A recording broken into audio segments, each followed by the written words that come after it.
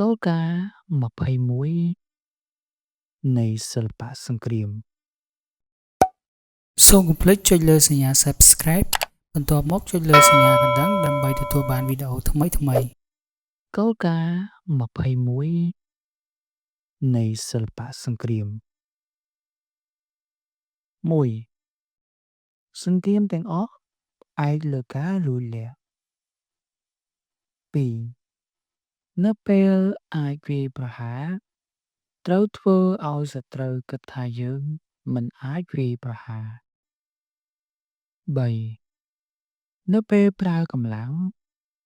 ត្រូវធ្វើឲ្យសត្រូវគិតថាយើងមិនប្រើកម្លាំង4នៅពេលនៅជិត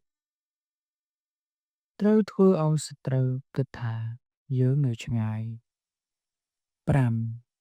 នៅពេលនៅឆ្ងាយ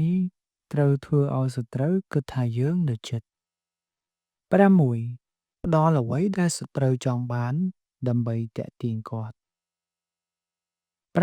7ធ្វើជាមានភាពច្របូកច្របល់ដើម្បីបំផ្លាញសត្រូវ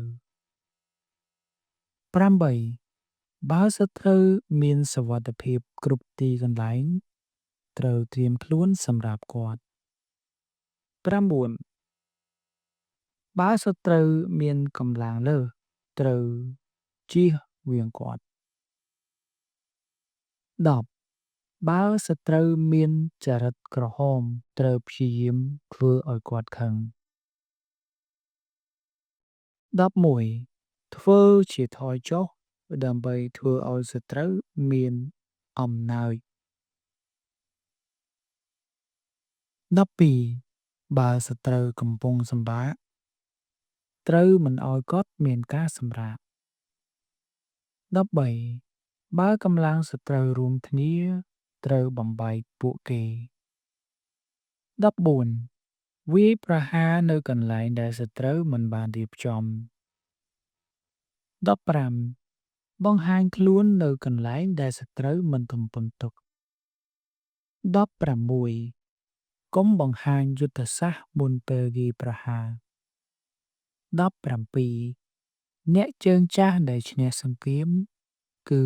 គិតគូរជាច្រើនមុនពេលសង្គ្រាម